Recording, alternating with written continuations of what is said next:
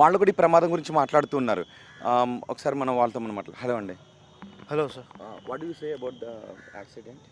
It was a very tragic accident, and it was just 50 to 59 seconds after the takeoff. It got collapsed and lost all the full control and got collapsed. And there was 1,25,000 liters petrol, so there was no chance of anyone to be saved.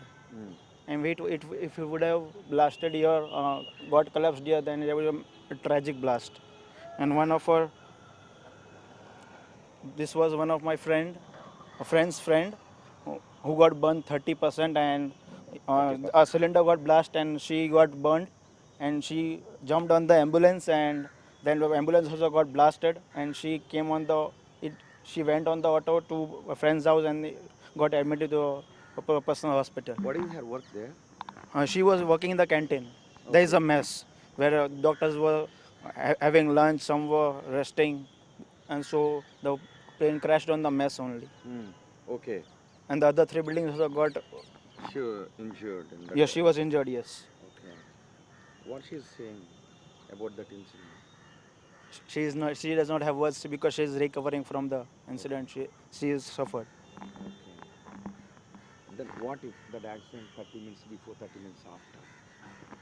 If it was after 30 minutes, then it would be somewhere else in the air. So there was no chance. If the plane gets crashed with the same fuel, would be the same, because it was fully with the 1,25,000 liters fuel. So there was no chance of anyone to be saved.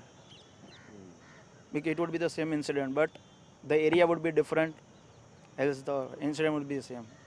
Result would be the same. वो मेरी friend है ना, उनको canteen है यहाँ पे, तो उनको एंजॉयस हुआ, यहाँ पे पूरे जल गए वो। तो उनका खुद का कैंटीन है। जैसे आग लगी, ब्लास्ट हुआ, उनको तो पता नहीं चला कि ब्लास्ट हो रहा है कि क्या। तो वो जैसे कैंटीन से निकले ना, वैसे वो पूरे आग से जल गए, और आग से जल के यही रास्ते से बाहर निकले और फिर घर पे पहुँचे। फिर हमने उनको हॉस्पिटल में रखा है, अभी प्राइवेट में, यहाँ पे नहीं। 30% तक तो वो जल गए। हाँ, 30% जल गए वो। ఒక ఫోటో చూపిస్తున్నారు వాళ్ళ ఫ్రెండ్ కల్పన. ఆ రోజు ఆ క్యాంటీన్లో పనిచేస్తున్నారు. క్యాంటీన్లో పనిచేస్తున్న ఆమె కూడా ప్రస్తుతం గాయాల పాలై హాస్పిటల్లో ఉన్నారు. అండ్ కొంతమంది చనిపోయారు, కానీ చనిపోయిన వారి లెక్క మాత్రం క్లియర్గా చెప్పట్లేదు. ఇప్పటివరకు 270 మంది చనిపోయారని చెప్తున్నారు. సో మనం ఒకసారి అటు సైడ్ కూడా వెళ్దాం. ఆ విమానం ఒకవేళ 30 సెకండ్లు ముందుకు పడున్నట్లయితే, కొంచెం ముందుకు ఒక 100 మీటర్స్ 150 మీటర్స్ ముందుకు ఉన్నట్లయితే మా పరిస్థితి ఏంటి అని వాళ్ళందరూ కూడా భయపడుతున్నారు. ఒకసారి నేను మిమ్మల్ని అటు సైడ్ కూడా తీసుకెళ్తాను. అక్కడ ఉన్న వాళ్ళతో మాట్లాడించి వాళ్ళ అభిప్రాయం కూడా తెలుసుకుందాం. ఎస్, మనం అటువైపు నుంచి ఇటువైపుకి వచ్చాం. ఒకవేళ ఒక 30 సెకండ్లు అటు పడి ఉంటే హైటెన్షన్ వైర్లు, సివిల్ హాస్పిటల్, రోడ్, జనాలు ఇదంతా ఉండేది. ప్రమాదం చాలా తీవ్రత ఎక్కువగా ఉండేది. ఒకవేళ 30 సెకండ్ల ముందు అంటే ఒక 100 మీటర్స్ మనం చూసాం కదా, టైల్ పాటు పడింది ఇదిగో ఈ బిల్డింగ్ తర్వాత ఉన్నదే. ఆ టైల్ పాటును కూడా ఇందాక తొలగించేశారు. ఒకవేళ ఇక్కడ పడి ఉన్నట్లయితే ఒకసారి ఈ కెమెరాని మనం ఇలా చూసినా ఈ జనం అంతా కూడా ఉన్నారు. ఇది చాలా ఎక్కువ మంది జనాభా ఉన్నటువంటి ఏరియా, ఎక్కువ ఇల్లులు ఉన్నటువంటి ఏరియా. వీళ్ళు ఆ రోజు సరిగ్గా మధ్యాహ్నం 1 గంట సమయంలో భోజనం చేసి మధ్యాహ్నం కూర్చున్నాం. ఆ సమయంలో పెద్ద శబ్దంతో వెళ్ళిపోయింది. చాలా సందర్భాల్లో విమానం కింద నుంచి వెళుతూ ఉన్నప్పుడు ఇంటిపై ఎక్కడ కూలిపోతుందో అనుకునే వాళ్ళం అని చెప్తున్నారు. సో ఇక్కడ ఒక తెలుగు తెలిసిన మహిళ కూడా ఉన్నారు. ఆ రోజు ఆ విమాన ప్రమాదం జరిగేటప్పుడు ఇక్కడే ఉన్నారు. ఇక్కడ ఆమె పేరు గీత, రైట్? మా పేరు గీత. ఓకే, ఏం జరిగింది ఆ రోజు? పైలా మేము 150 అయింది ఆ రోజు 12 తారీఖులో. 1 గంట అయింది. మన అన్నం తిని మేము పండుకున్నాం. బేడ్ మీద పండుకుంటే బగ్గ గాలి వచ్చింది అని బగ్గ బగ్గ పెద్ద ఆవాజ్ వచ్చింది. ఇలా బ్లాస్ట్ అయింది. ఎంత అయితే బ్లాస్ట్ అయింది అడగకు. బగ్గ పెద్ద బ్లాస్ట్ వచ్చింది. ఏమైంది ఏమైంది తలుపు తీసి బయట వచ్చినాం. బయట వస్తే ఏమైంది అంతా పొరగన్లు అంతా మేము భయం అయింది. ఇంతగానం ఎందుకు అయింది బ్లాస్ట్ అయింది ఏమైంది ఏమో మేము అనుకున్నాం. బిల్డింగ్ పడిపోయింది అట్లా అనుకున్నాం మేము. బిల్డింగ్ పడిపోతే అలా ఎవరైనా అనుకున్నారు బ్లాస్ట్ అయింది, ప్లేన్ బ్లాస్ట్ అయింది, క్రాష్ అయింది అట్లా అనుకున్నారు.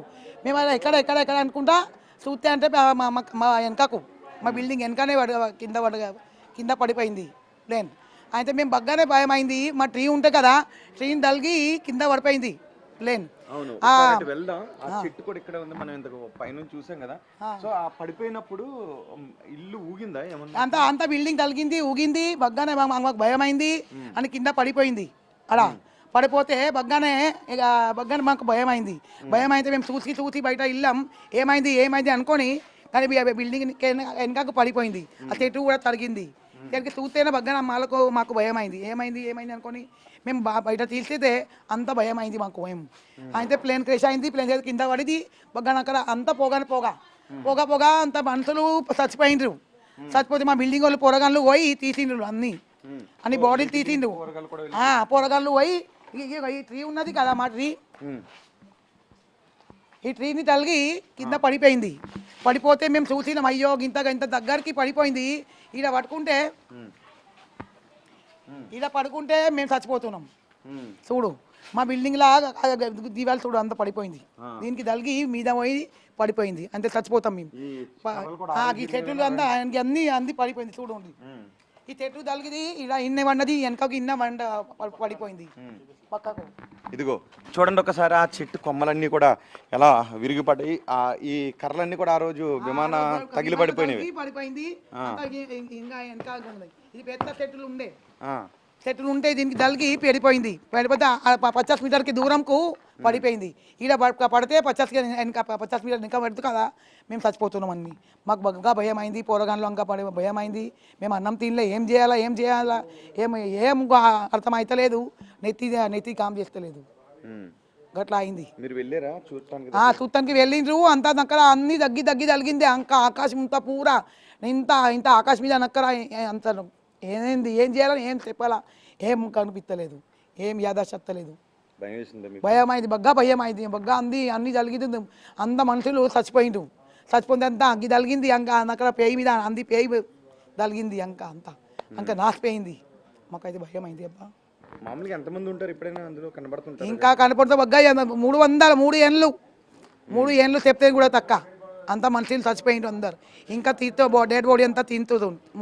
3 దినాలైంది కదా, ఇంకా తిత్తుండ్రు బాడీలు. ఈ రోజు కూడా తీస్తుండ్రు. ప్లేన్ది టేల్ ఉన్నది కదా, ఆ టేన్లోకి వెళ్ళి ఇంకా మనుషులు అందరు ఉన్నారు. అన్ని ఇంకా 3 రోజులు అయింది కదా, ఇంకా అన్ని తీస్తుండ్రు. అంటే మీకు ఇక్కడ నుంచి కింద నుంచి వెళ్తే కదా ఫ్లైట్ భయం. రోజు 50 మీటర్ల సెంటర్లో వెళ్తుంది. ఇలానే కూడా పోతుంది, 600 మీటర్ల పోతుంది. కానీ రోజు మీ చెట్టు ఉంది కదా, దీనికి రోజు తలిగితే పోతుంది. మాకు రోజు భయం అవుతుంది. అయ్యో ఒకసారి పడితే మనం అందరు చచ్చిపోతున్నాం.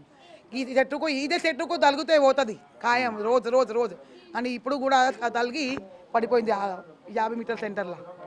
ఇందాక తీస్తారు కదా దాన్ని, టైల్ తీసుకుపోయిండ్రు. ఇంకా డెడ్ బాడీ వెళ్తుండ్రు. అన్నీ అందరు పక్షులు చచ్చిపోయినరు. అంత పానం ఏం చేయాలని ఏం చేయలేదు కదా. పికాక్ అందరు చచ్చిపోయినరు. అన్ని ఏనుగు చచ్చిపోయినరు. అన్ని ఎట్లా అందరు ఇంకా పాములు బాబులు అందరు మనుషులు చచ్చిపోయినైతే మా పానంలో ఏమి చూసారు. మనుషులు పెద్ద మనుషులు చచ్చిపోయినరు. బగ్గా మనుషులు 3-4 వేలు మనుషులు చచ్చిపోయినరు. ఇట 50 మీటర్ల అంతర్లోనే అది పడిపోయింది. ఈడ వెనకకు పడితే అంటే మేము అన్నీ చచ్చిపోతున్నాం. ఈ బిల్డింగ్ అంతా తలిగింది. మేము అమ్మాయి భయం అయింది మాకు. ఏం చేయాలని ఏం చెప్పాలా ఏం నెత్తిని ఆడతలేదు. అయ్యా మీరేమన్నా వచ్చి చూసుకోండి. దేవుడు వచ్చిండు మా ఇంట్లో, అయితే దేవుడు వచ్చిండు అనుకో. రైట్, ఒక్కసారి మనం చూడొచ్చు. ఇదిగో ఈ చెట్టునే తాకి అక్కడికి వెళ్ళి ఆ బిల్డింగ్ పైన పడింది.